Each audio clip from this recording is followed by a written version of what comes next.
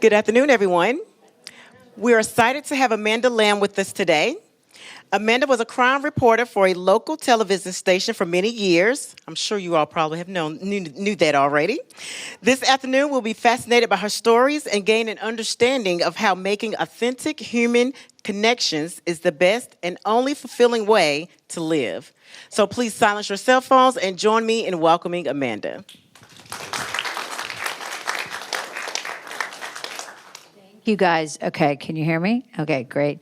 So thank you for having me. I was telling a few of you, I love this 4 o'clock slot. Like, that's my jam is 4 o'clock, because 8 o'clock I'm in bed. So I enjoy doing a 4. That's not actually true, but I like to be in bed at 8 o'clock. So I was a reporter, a television reporter at WRAL for 29 years, almost 30. And prior to that, I worked in a couple other places. So 35 total in the industry. And for most of it, I was a crime reporter. And when I retired 2.5 years ago, I started doing other things. I've always written books, so I concentrated on that. I do a lot of speeches, so I started focusing more on that. And I also do a couple of podcasts, and one that I'm doing now is called Crime Capsule, ripped from the pages of a reporter's notebook. So I said to a friend, you know, it's a shame I can't talk about crime reporting because it just feels like such a negative thing. I don't really know how I would present it to people. And so we started talking about it, and she said, well, what made you a successful reporter? What allowed you to do your job? And my job basically was walking in the door every single day, not knowing what I was doing, getting an assignment, usually related to a crime that had happened overnight, and then basically knocking on people's doors and trying to talk to strangers in the middle of a busy day, and also talk to them about something really difficult. And I said, well, if I had to, point to one thing that I learned being a reporter that really helped me, not just as a reporter, but in life, it was having empathy, because I had to learn how to relate to everybody. Now, you may not be able to tell, but I am a Yankee. Did you guys pick up on that? Yeah, I'm a Yankee. I'm 50% Southern. My mom was from Concord, North Carolina. And when I used to come visit my grandparents, they'd say, is this your Yankee granddaughter? I didn't know what the word meant at the time. But when I came here, I realized pretty quickly that the culture here wasn't going to do well with me being a bull in a china shop. That I had to really genuinely connect with people, relate to them, and get them to trust me. And that goes for not just the people I met one time, when I knocked on their door, but for public officials, for people in law enforcement, people in the court system, which, those are the people that I was generally dealing with on a regular basis. So I joke that it changed me. Okay, let me see. Maybe I'm not doing something right. Okay. I got a face over there. Okay. Okay, maybe I'm hitting the wrong thing. The middle? Am I supposed to hit the middle? No. Okay. Operator error. Right there. Maybe it wasn't on. That was probably it. Okay. Gotcha. Okay. Thank you. Still learning all the time. So, I always start this by saying, imagine if your job was to knock on the door of somebody on the worst day of their life. I'll give you a few examples. You were knocking on the door of a family member who was killed by a drunk driver. You're knocking on the door of a family who has a missing child. You're knocking on the door of someone who's just been through a natural disaster, a hurricane, a tornado, a fire.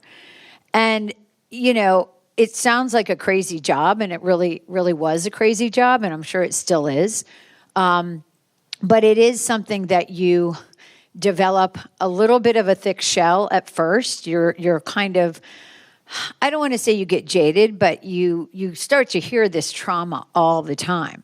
But at the same time, what I learned was I couldn't be jaded. I had to be able to relate to what people were going through. That's me to the right with my dad. So I came by crime reporting naturally. I grew up in Pennsylvania, in rural Pennsylvania, about an hour from Philadelphia. And my dad was the district attorney. He was the youngest elected district attorney at the time. And I went to my first murder trial when I was 13 years old. So everybody else was watching the 3 TV channels and maybe PBS. They're watching Sesame Street, and I'm at a murder trial. And I was so intrigued by it, though, and intrigued, obviously, by watching my dad and watching what he did, but specifically how he would take all the pieces of a criminal case, like a puzzle, and he would bring it together. And so I always thought, well, I'm going to be a lawyer. I mean, my mom was a lawyer, too. And obviously, I'm going to be a prosecutor because I thought that was the greatest job ever. But there was something about journalism that became a stronger pull to me than the pull of being a prosecutor. So the first story that really comes to mind that started to help me form this understanding of what my role would be in journalism was this case, a woman named Stephanie Bennett. So she was actually murdered not too far from here. It was in North Raleigh at an apartment complex back in 2001. And it was a suspected serial killer. But they didn't catch him for several months because they had DNA, but back then DNA was not a great science. And so even though they had DNA from the crime scene, the database was still very new, and there weren't a lot of cases being put into the database. And so the family who lived in Virginia, in Roanoke, Virginia, they gave a reward for information leading to the capture of the person that killed their daughter. And of course, nobody knows what it's like to be a murder victim's family member, a father, a mother, a sister, a brother. There's just no way you can understand that feeling unless you are that person. And at the time, I had one child. So I did have an understanding of what it was like to be a mother, but I had a young child. So I still didn't know what it would be like to have an adult child, murdered in such a horrible way. And it ended up that they invited me to their home in Virginia to talk about the case because they wanted to create awareness that they had put out this very large, at the time, I believe it was $25,000 reward. And so I came in, I sat down at their kitchen table. They started going through photo albums of Stephanie from all these different phases of her life. This is Stephanie at graduation. This is Stephanie at Christmas. I believe they even put in a VHS tape. And they told me, you can have all of this, for your story. And then they took me to her room. And this is not uncommon where parents actually leave the room exactly as it was before they lost their child. Now, she wasn't living there. She was living in Raleigh and living in an apartment. But, the bed was kind of rumpled. There was like a half glass of iced tea on the counter. There was, a book partially open. And this was probably, maybe from her last visit or something. But there were dried flowers from prom. There were collages. There were awards from different things from growing up. And I realized, as a fairly young reporter at the time, wow, I am being invited into this very intimate part of this family's life. They have opened the door to me. They have offered me a seat at the table, and they are just bearing their souls to me. And it was the first time I think something really shifted in me that day where I realized, wow, this is not about getting the scoop. This is not about beating the competition. This is not about getting the soundbite. This is about being a listening ear for this family, being cathartic, being real, being authentic, and doing it on a deadline. Because many times I had to go, but yet I stayed longer than I should because I felt like that was part of my responsibility as a human being. So a lot of times we think of empathy as a weakness and we treat it like it's a weakness. Television news is very aggressive. People are very aggressive in television news. It's fast, it's competitive, and it can be ruthless. One story that came to mind, we had a principal at a charter school. He was charged with, he was accused of some kind of sexual crimes. And so we were told to all go there and get pictures of him when he left the school. Of course, it wasn't public property, so we had to be at a certain distance. And we took that very seriously because if you go on private property without permission with a camera, I mean, you're breaking the law. It doesn't matter what the story is, you're breaking the law. So we were all kind of standing on the edge of the property, and he came out and he was getting in his car, and the photographers could see him. You know, they were shooting pictures, and you could yell at him from a distance, but you couldn't really get up close to him. So a reporter from the other station said, "I'm going." And she just started running through the parking lot. And, you know, as he's squealing out, of course he's not going to talk to us, she's throwing the microphone in the window. And that was something that I said, you know what? I don't think that's me. I don't think I'm going to do that. And if that means I'm not going to be successful, then, oh, well, because my perspective is that people, if they don't want to talk to you, they're not going to talk to you.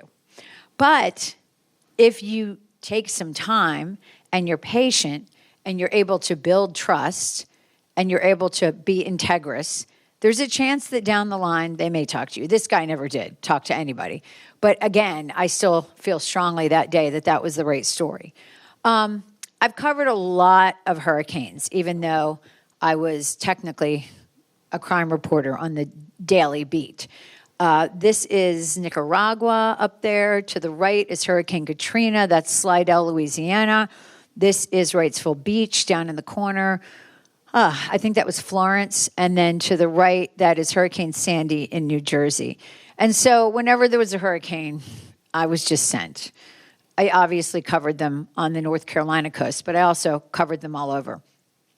And the thing that always blew my mind, and the first really big amount of destruction that I really connected with was Hurricane Katrina. I was all over Louisiana and Mississippi. We were in an RV, and I had a crew with me. We had to carry our own water, our own gas, our own food. It wasn't great food. But we were seeing a lot of people who had been displaced and destruction like that as far as the eye can see. And they were living in FEMA trailers. Some of them were living in tents. It just depended on what was available. This was 2005. And I remember how kind they were to us. I mean, they were offering us water. They were asking us if we were hungry, if we needed anything to eat. They would take out a folding chair and say, "Do you want to sit for a little while? It's really hot." And so again, I just had that understanding that, wow, like I'm doing a job and it feels really important, especially in your 20s, you know, and your early 30s, that I'm doing this important job. But at the end of the day, what I was doing was I was listening to people. I was a conduit for their story. I was just the vehicle. It wasn't about me. And I just learned so much from these experiences. And when I was in Katrina, I had 2 young children at that time. I had a 3-year-old and a 2-year-old. And I was supposed to go for a couple of days, and I was gone for 3 weeks. So my husband's a saint. We're still married. And he held the fort down. But I remember being in a scene like that, just a bunch of rubble, walking around. Cell phone service was really spotty, but I was able to get them on the phone one night, and I was talking to my youngest daughter, who was just 2, and she really didn't understand why I was gone. And she asked me to sing You Are My Sunshine. And so I did. Actually wrote about it in a memoir about this exact moment. And I'm looking around and there's like high school pictures, pictures of kids all over the ground, teddy bears, toys. And I'm thinking, wow, like I'm so lucky, to be here in this moment. Give me 1 second. Okay, I had a frog in my throat. The bottom line is you're witnessing people's lives. And you have to be a human being. You have to be a human being before you're anything else, before you're a journalist. Now, it was very difficult to do this for so many years. And so I did have to let off steam occasionally. This is from a more recent one. I can't remember which hurricane this was. Again, even in the midst of trying to be empathetic and kind and authentic, you also are dealing with some really heavy stuff, whether it be a murder case, whether it be people losing everything in a hurricane. And so we did have a few laughs along the way. This was actually an amazing opportunity I had to go to Uganda with the Duke Global Neurosurgery Unit, where they were doing free brain surgery, and they had been doing it for 10 years at that time, and they invited us to go for 2 weeks, and we ended up doing a documentary. And the guy all the way to the right is a Chad Flowers, who was my photographer for about 20 years. Some of you might know him. He's pretty well known around here because he's a character. And these are from a few hurricanes. One we flew with the military, which we often did, to show the destruction, from above, and also to show rescues. But there were some moments that, definitely made us laugh. Humor can help you deflect, obviously, in the time of tragedy. I'll just tell you a few things. We were covering a case of a young man who'd been killed, and it was a Monday morning. I think he'd been killed on a Saturday. They invited us to come to the house to, again, I think there was a reward to talk about it. And everybody in the house had a T-shirt with his name on it. Now, this is with his face. This is 48 hours later. So, that wasn't unusual. I mean, things like that did happen, but it was 48 hours later. And I'm going to say 50 people were at this house. And so the man that we were interviewing had a baby on his lap, and his mother, it was his brother who had been killed. His mother was hearing impaired, and so he was translating for us. And, the baby was bouncing and everything. And so at the end of the interview, I said, "Hey, what a beautiful baby. Is that your brother's baby? Is that your baby?" He holds up the baby and he looks around. He says, "Anybody know whose baby this is?" So clearly, just like the shirt, somebody thought the baby was going to be good for the interview. Oftentimes, we got places before the police got there. I mean, that wasn't unusual. So one time there was a murder of a woman. They found her body in Virginia, and her husband lived in Cary. Well, she also had lived in Cary. So I called the guy. I asked him if I can come over. They said, "Sure, come on over. I'll do an interview." So my photographer and I go over. And again, this is just kind of cell phones are happening. People really aren't texting yet, but, we have flip phones at that point. And so I'm sitting there talking to him, and I said to him, "Well, where do you think your wife is?" And they hadn't found the body yet, or they hadn't released the information. And he looks up at the sky, and I'm like, "Oh, she's in heaven." Okay. And just at that time, my phone rings, and it is a detective from Cary, and he said, "Hey, did you happen to notice some unmarked cars outside the apartment building?" I said, No. He says, "Well, we're about to arrest him for murder, so I would suggest that you leave." And I was like, "Oh, okay, that's a good idea." And then the third little anecdote I'll give you, we moved so quickly that sometimes we made mistakes, and we had to atone for those mistakes, because when you're moving and trying to put things on the air every couple of hours, you're not vetting everything as quickly or as easily as you should. And sometimes we got addresses wrong. So there was a case where somebody had died of an overdose, and the person who sold him the drugs was being charged. So we were told, well, he lives with roommates. So we were given the address. So we go to this house, and the number is very clearly on the wall, but I hadn't really memorized it. I had just given it to my photographer, Chad, up here, so I'm going to blame this on him. And then I'm talking to the guy, and he says, oh my gosh, my roommate is dead? And I said, yeah, I'm really sorry to have to be the one to tell you. And then my photographer goes, nope, cut, wrong address. That's the wrong address. Yeah, I wish I could say that was the only time that ever happened. But anyway, usually that wasn't the norm.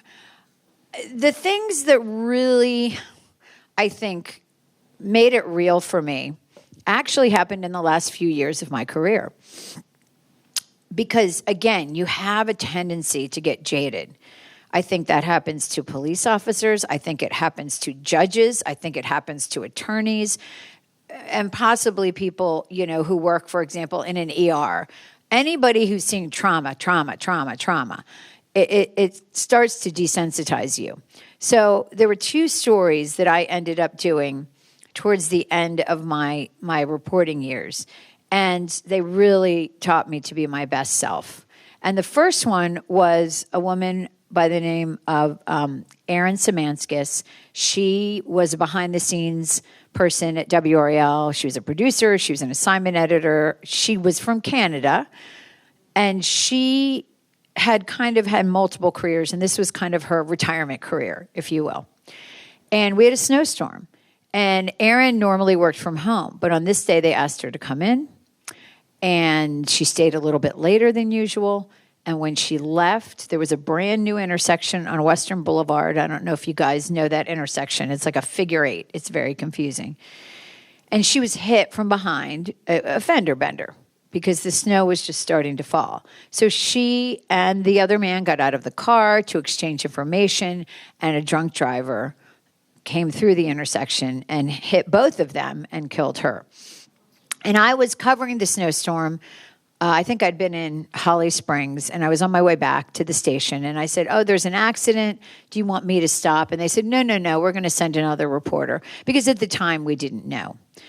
And then I ended up really covering it for years because my boss knew that I knew Erin and that I was friends with Erin and that I had strong feelings about Erin, and he needed somebody to interface with the family and to interview the family and to talk to the family through the whole process, the criminal process, the civil process. And really, in many ways, I always felt like I had so much information about how the court system worked that a family that's just had a tragedy, they don't have that information. Why would they know that? And so I was able to help people navigate things. The second one, that was April of 21. The second experience was in January. I'm sorry, I'm switching it around. That was January of 22. The other experience was in April of 2021. A 7-year-old little girl was with her mom. They were dog sitting. They were sitting for 2 dogs, the neighbor's dogs, while they were out of town. And they went over to feed the dogs, and the little girl, Jaden, was playing with the dogs, as she had many, many times, and threw a toy, fell down on the grass, and the dogs attacked her. And the mom jumped in to try to save her daughter's life and throw the dogs off, and she was severely injured. An off-duty police officer heard the yelling and the screaming, and he came in, and he was able. He knew he couldn't save the daughter at that point, but he laid on the woman and kept her alive, basically, so she didn't bleed out until they were able to get help.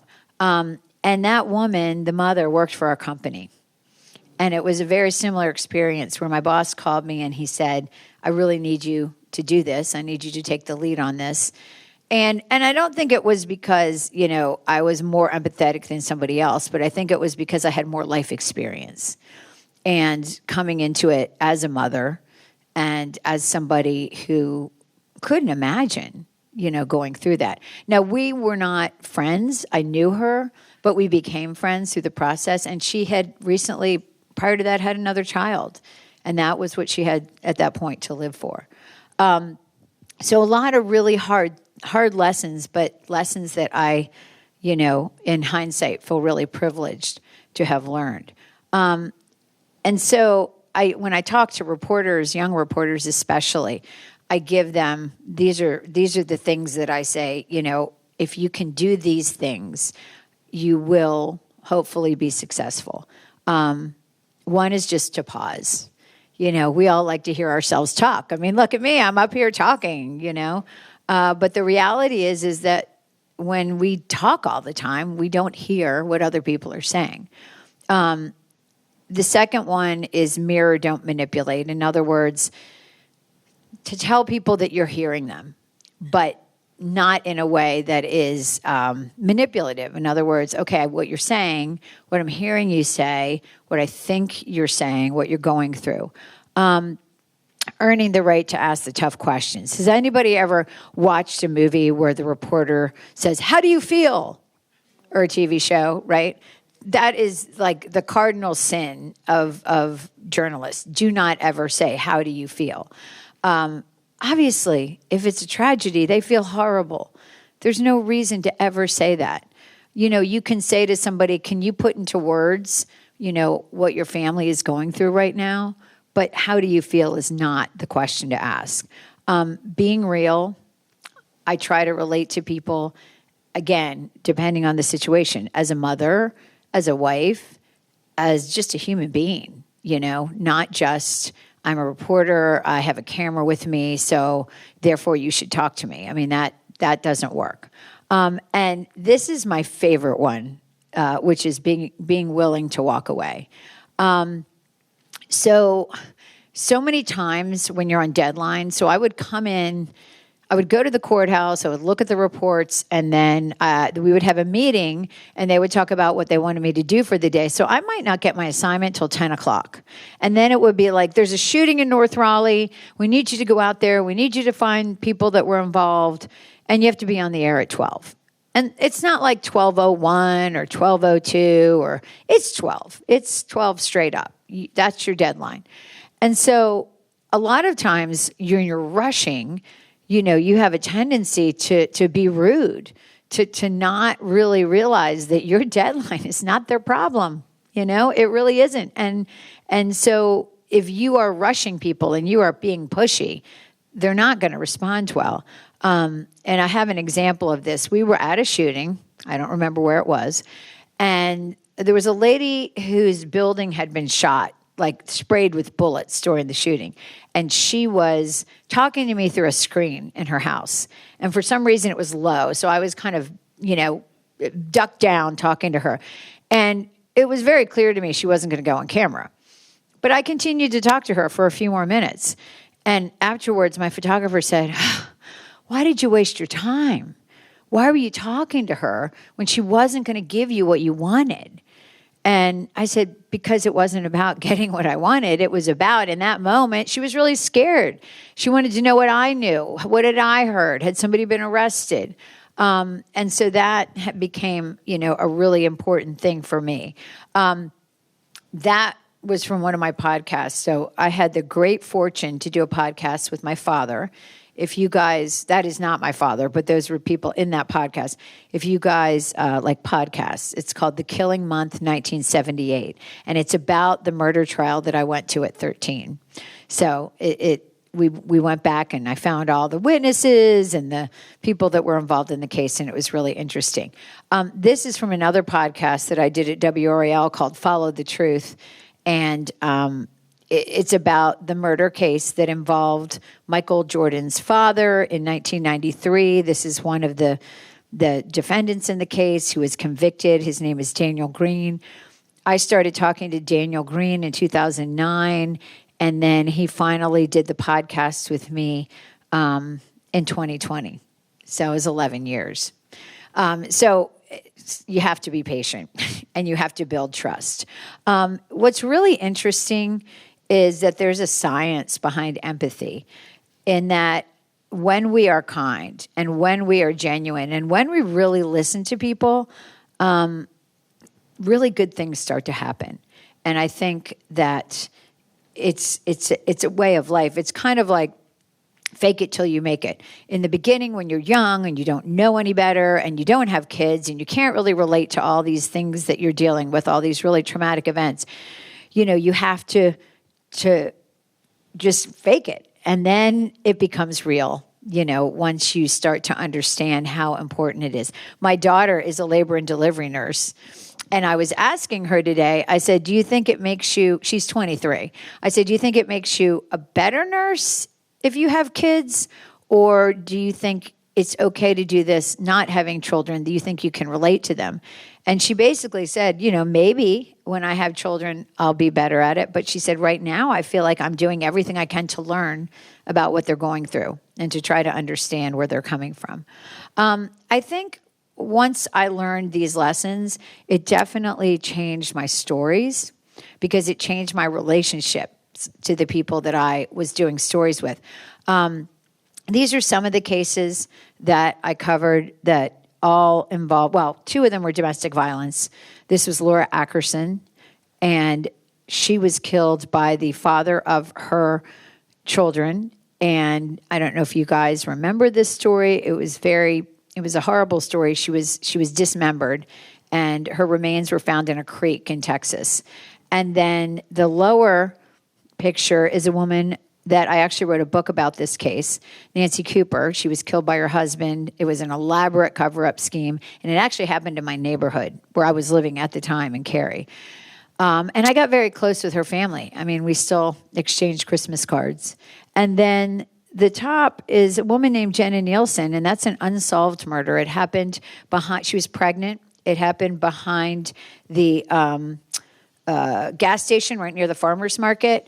And I just did a podcast with her family a couple months ago, trying to get the story back out there and trying to create awareness, because sometimes that's all it takes in a cold case. It's just one little piece of information that somebody thinks is not important, but it is.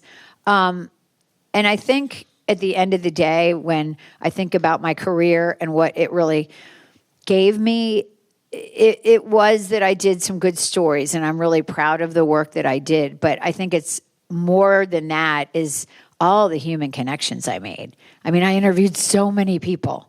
If you think about, let's say I interviewed 6 people a day, I'm just making that up, 5 days a week. So that's 30 people a week. And then, multiply that by 35 years. I had such a great opportunity. I joke that I was on the coattails of a lot of people's adventures. I wasn't always having the adventures myself, but I was always on their coattails.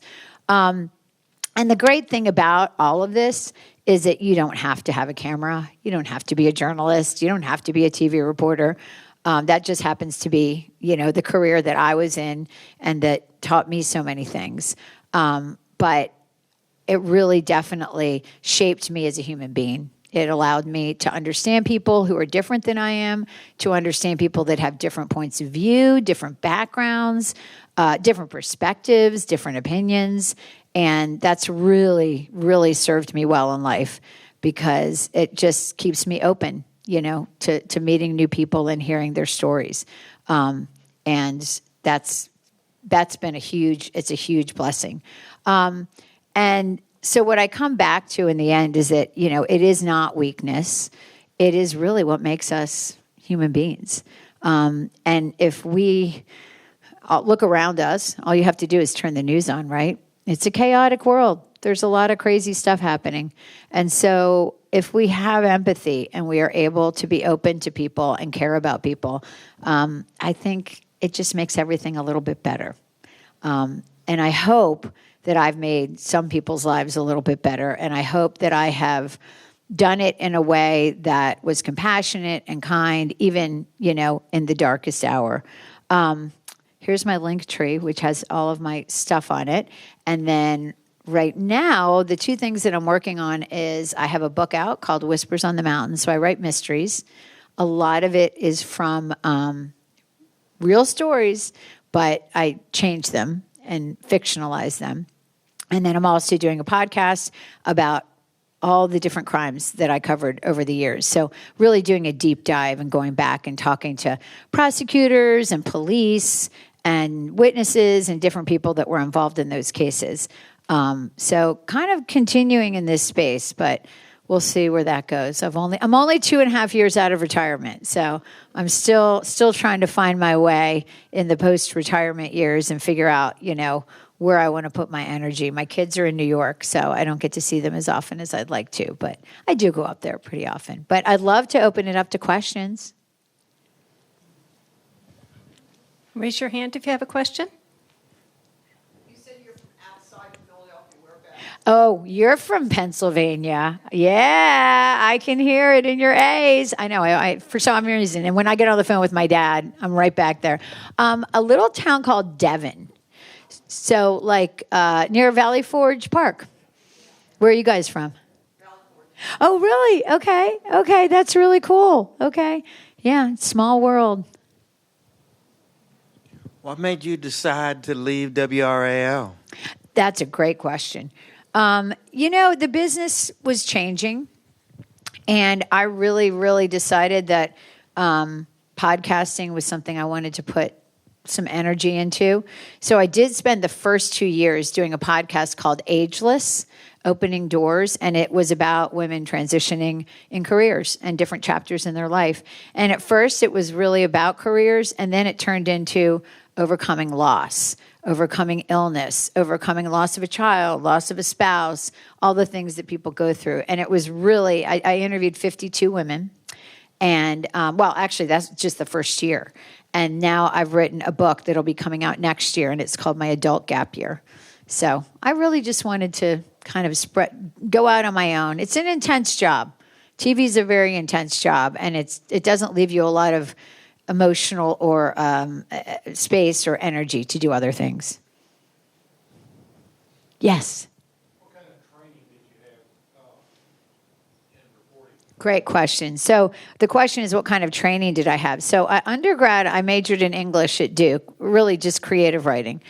And that wasn't enough. I had done an internship, but it really wasn't enough. So I ended up going to Northwestern for a year, got my master's in journalism, and then, and kids love to hear this story, I put a bunch of tapes and physical resumes in my car and 2 dry clean suits, and I got a AAA map, and I drove up and down the East Coast about 2,500 miles, and I knocked on doors, and anybody who would see me, I would talk to them. And about 3 months later, I got my first job in Myrtle Beach, South Carolina, which was not the Myrtle Beach of today. It was a very quiet town. It was a snowbird town. They didn't have any of the country music, things there. So I worked there for 2 years. I went to Portland, Maine for 3, and then I ended up in Raleigh, and I met my husband, so I stayed. Yes? What is the case that haunts you the most? That's a good question. I mean, there's so many. A lot of these cases have kids involved, and those are really horrible, whether the child is a victim or whether the child witnessed the parent being killed. But I think, honestly, I would have to go back to the case involving Laura Ackerson because, she was dismembered. She was put in coolers. She had 2 little boys. And her ex, the guy that was the father of her children and also the person that was eventually convicted, he and his current wife drove the U-Haul with the coolers to Texas and dumped her remains.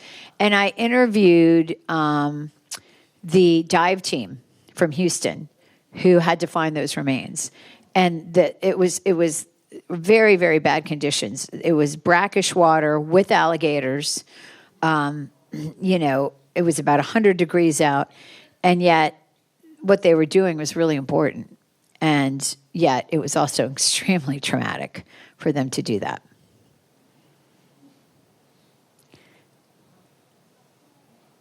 Yes, ma'am. Did you do an HGTV show? I did. Her question is, was I on HGTV? Yes. So we did Love It or List It, my husband and I, back in 2015. Yeah, and it runs in perpetuity. I do not get royalties. Yeah, I did not get paid. It just, you get a deal on your renovation. But we had a lot of fun. And we lived there for 5 more years. Now we live in downtown Raleigh because we're empty nesters.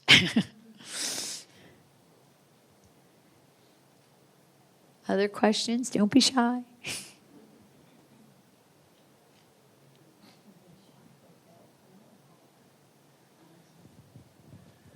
Are there cases around the United States that you wish you could be involved in or wish you had been involved in? I think once a reporter, always a reporter. And when you hear of something happening, your antenna goes up. I still send WRAL stuff all the time because I'm thinking, well, why aren't you looking that up? Why don't you have that person's record? Why don't you know this? And so I still do that. I got to stop, but I still do it. Our podcast did take on the Nancy Guthrie case, my partner and I, and we did a bunch of episodes. And, we did it from the perspective of, if you watch any of the national news, you're going to see people commentating, whether they're investigators, former journalists. And with 35 years, I can tell you easily that I probably covered as many cases, if not more, than most prosecutors, ever prosecuted when it comes to violent crimes. So, we just kind of talked about that case as people that had expertise, if you will. No insight, no special insight, but expertise. But yeah, we were at the coast over the weekend and there were sheriff's cars flying by us. And immediately I was like, okay, I need to find out what's going on, I think that will never go away. What were the downside? Tell us about the things that you were disappointed in that happened to you during your career. I think the downside about television journalism specifically is that you're just not given any time to research and investigate. And so there's always this nervous feeling about, did I get it right when you go on the air? And many times you don't, get everything right. You might get a name spelled wrong or just a fact. And that I would really beat myself up about that because I just always wanted more time to do a better job. And then you didn't have it. You just had to go the next day and do it again and hope for the best. And then towards the end, really, people really don't like the media now. So towards the end, in the beginning of my career, people would have me sign autographs on cocktail napkins in diners in little towns all over North Carolina. They would take pictures with me. They would, rave about what we did. And then towards the end, that was not the case. And so it felt a little defeating to be disrespected. And then when we covered events at a certain point, probably starting with the pandemic, we would cover events and people would be ugly. They'd throw bottles at us. They'd spit on us. They would say ugly things. And, you're just supposed to be professional. So that weighs on you. Yes, ma'am. Any example of a miscarriage of justice from a case that you reported on? Is that a fair question? When you say miscarriage of justice, like Like you felt that we weren't ready to do that story, we probably should have held back. that the outcome was what was different from what. That's a great question. Yeah, in terms of miscarriage of justice, I would say, and I still believe this wholeheartedly. Now, I feel very lucky to have worked in Wake County because I think we have an incredibly professional law enforcement. We have professional prosecutors. We have professional defense attorneys, judges. Really class acts. I can't say that about every other part of North Carolina that I've covered. But I will say that our justice system is set up to let guilty people go so that innocent people don't get convicted. So there are times, I can't think of a specific one right now, but yes, there are times when somebody is not convicted because there was a misstep by the prosecution, there was a misstep by the law enforcement, and that person walks. But we also, have a system that's designed to hopefully catch cases where somebody is innocent and then they're convicted. And we've seen that a lot in the last, 10 years, especially with the advancements in DNA. DNA just wasn't up to snuff, 15 years ago. And so now a lot of these cases, they can go back and look at the evidence. Yes, ma'am. Hold on one second. All the time. Oh, the question was, did you ever feel threatened? In the beginning, if you didn't like something somebody reported, you had to pick up the phone and call a news station, or you had to sit down at your typewriter and write a letter. I mean, that's how long I've been doing this. Then it started to get easier. People could send emails. Then it got even easier. People could go on social media and they could be anonymous. They could be anonymous on social media. They could be anonymous on email.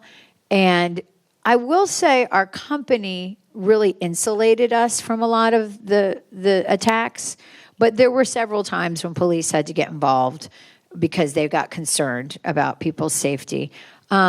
I would say that I usually didn't take most things very seriously. I just thought it was people talking, and so I would just kind of brush it off. Probably shouldn't have done that.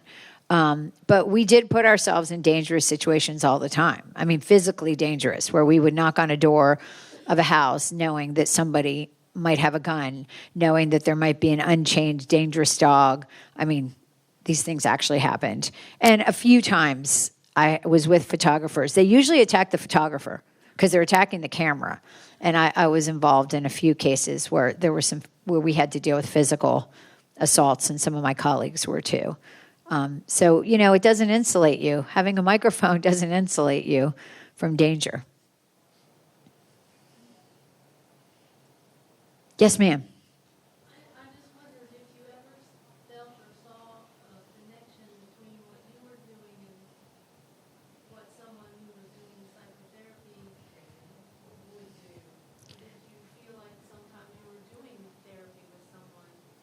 Right. And the question is, did you ever feel like you were kind of in the psychotherapy field? Because what you're doing is you're helping people. It's a catharsis to talk about trauma. And you trying to do it without exploiting the person. But at the same time, if you're the first person outside of the family that they've talked to, they're likely to just share everything with you. Interestingly enough, I double majored in psychology and English at Duke. I think that definitely helped. And I think it was just, again, part of that process of life experience and maturity. We all have things, right, that happen in our lives. I mean, I had one child who was critically ill. She survived, but it was very traumatic at the time. My mother had a brain tumor, and I was her caregiver, and she did not live. She passed away, and that was an eye-opening experience for me. So I think that we have experiences in our lives that really help us to understand tragedy and trauma, and then in turn we can understand somebody else's. We can't walk in their shoes. I don't know what it's like to have a child murdered. I don't know what that's like. I do know what it's like to lose somebody I love. I do know what it's like to be angry, to be scared, to be going through grief. So I tried to use all of that when I talk to people.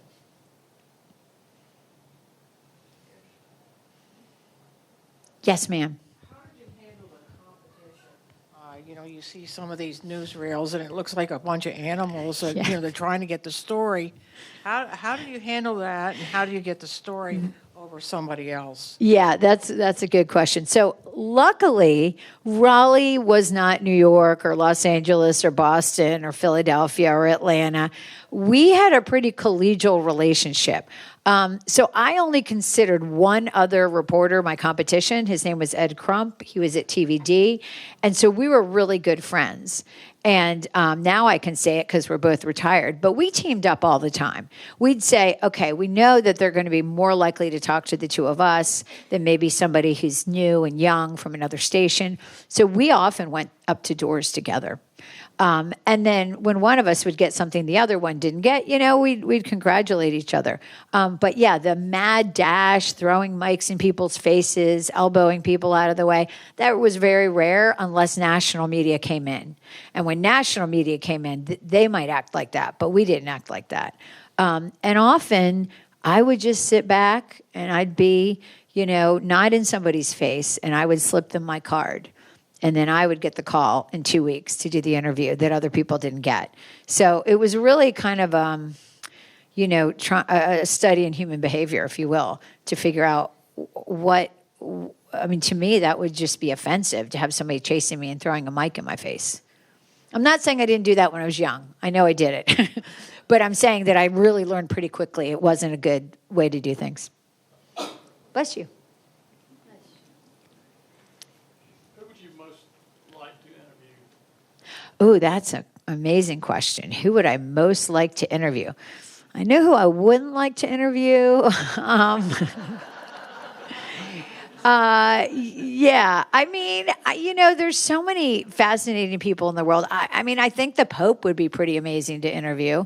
He's got the ear of so many people in the world. And I am not Catholic, but I just think he would be a fascinating person. But I also, I can't lie, I really like celebrities. I'm a geek when it comes to celebrities. So if I were traveling and I, saw a famous author or celebrity or musician, I'd probably want to interview them. Yes? What's the one interview that you hate most? The one interview that I hate most? Politicians. All of them. All of them. Back in the day, we used to interview people at the state legislature when they still allowed smoking in the building. And no lie, they would smoke in your face while you were talking to them. And, I didn't know there was an option to say that's not okay for me, But yeah, because you're usually not getting the real person. You're getting the person that they want you to see. And, luckily, I was not a political reporter, so that was very rare. I just would get thrown into something, and I'd say, oh, okay, I'll go to that press conference or whatever. But, they were just muckety-mucks, and I would much rather talk to real people.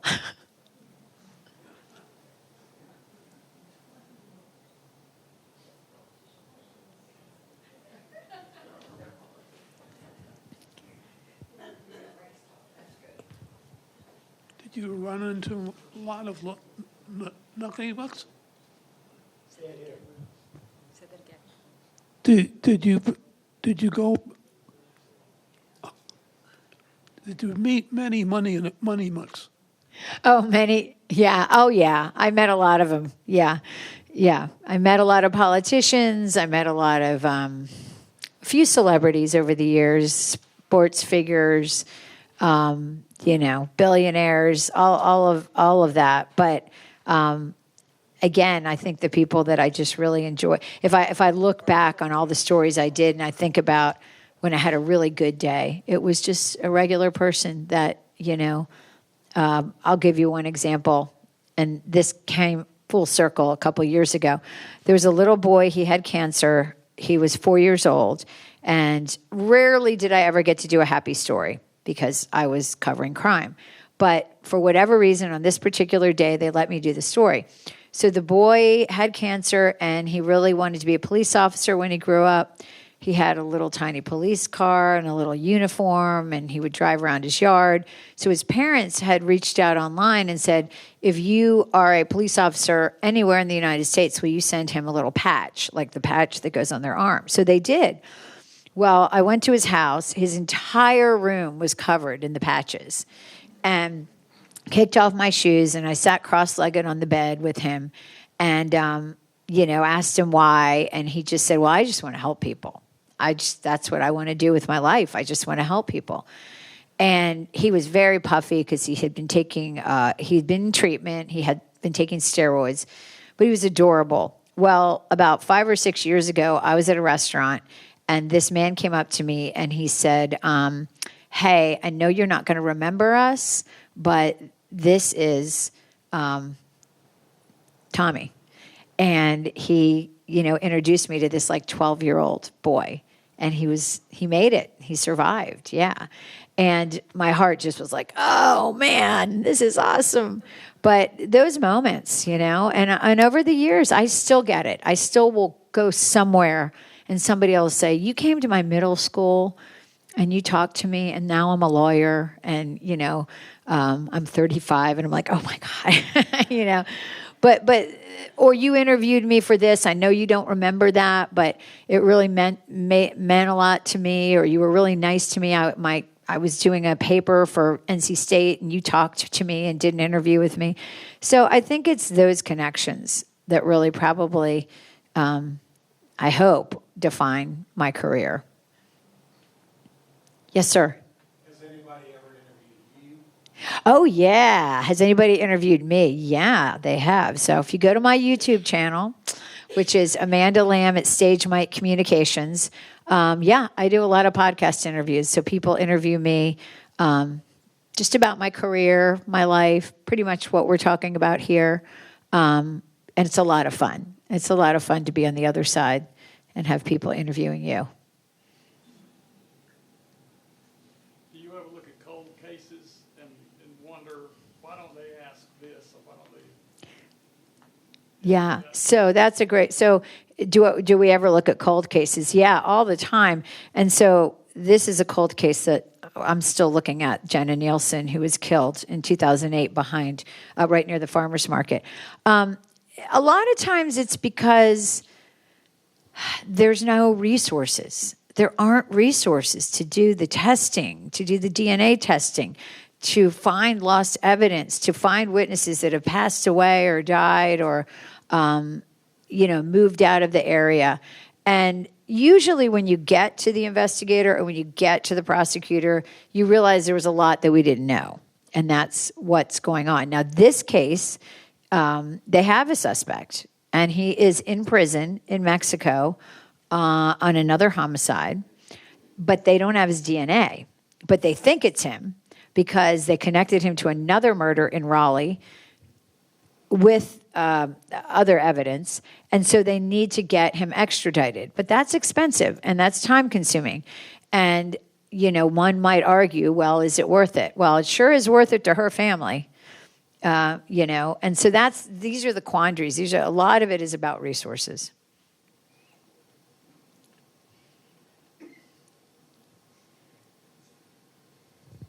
Any other questions? Yes, sir. Have you ever followed a case where the wrong person was being accused and then it finally came out that they had the wrong guy? That's a good. The question is, have I ever followed a case where the wrong person was being accused? I'll give you a general answer because nothing specific is coming to mind. But anytime a woman is killed, it's most likely her spouse, her boyfriend, her partner, and that's just it is just the facts bear that out. So occasionally there have been cases where initially the husband is considered a suspect. I would say this case, actually, Jenna's husband was home with the kids. He didn't have an alibi. The kids were very young. And so they immediately said, can we get your DNA? Because there was DNA at the scene. And he said, absolutely. They said to her father, can we get your DNA? He said, absolutely. So if they hadn't been forthcoming, they probably would have been on the radar of the police, because they have to look. Every murder case, you go from the inner circle out. So you look at the people closest. Who has access to this person? Who do they live with? Who are they married to? Do they have an ex? Do they have a bad divorce like Laura, or a bad child custody case she had? This one was a divorce. And so you have to go from the inside out. And stranger murders are very rare, very rare. And so, you just don't expect it's going to be somebody outside the family. So they will look at the family for sure first. And then one of the cases, the one I was talking about, Stephanie Bennett, early on, they really missed the boat on that because they were not going in the right direction. And it took a while to figure out that it was a guy who was a peeping Tom. in the neighborhood. They had to circle back to that. And let's see, in Stephanie's case, they had to circle back to that. And once they did, this was like 4 years later, they said, we wasted all this time, but, you just don't always know. Are they ever going to find out about John Benet Ramsey? John Benet Ramsey, I don't know. They have a lot of documentaries on it, so. And I've watched them. I still don't know the answer. There's certain things I think we'll never know, for sure. Yes, sir. How do you handle the situation when you are totally convinced that the person you're interviewing is not telling the truth? That's a great question. How do you handle it when you're convinced the person you're talking to is not telling the truth? I think it's similar to a prosecutor when a murder suspect takes the stand in a murder case. There's not a lot you can do with that, right? If they're going to lie, they're going to lie. So it's always that sense of, what is my responsibility? I mean, I'm not there to judge you about whether you're telling the truth or not. I'm supposed to put what you say on TV and then let other people judge it. But is it irresponsible, right, if I know you're lying or if I'm pretty sure you're lying to put you on TV? And those are the kinds of conversations we would have in the newsroom. I had a guy, it was Johnston County. He was going to this woman's office and moving her stuff around, taking stuff. The husband put up a camera to prove that he had done it. He was charged. He was a custodian at the school. It was the community college. And I went to his house. He invited me in, and he basically said, I didn't do it. And I was like, well, there's video. So, well, it's not me. So, you kind of have to let people who are watching something be smart enough to make their own conclusions. But yes, it's dicey. Definitely.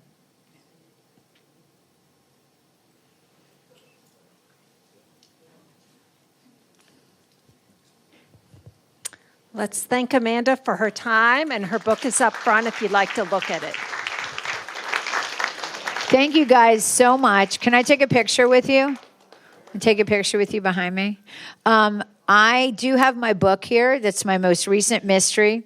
It's called Whispers on the Mountain. It's about a missing hiker. And it is my first book in a new series.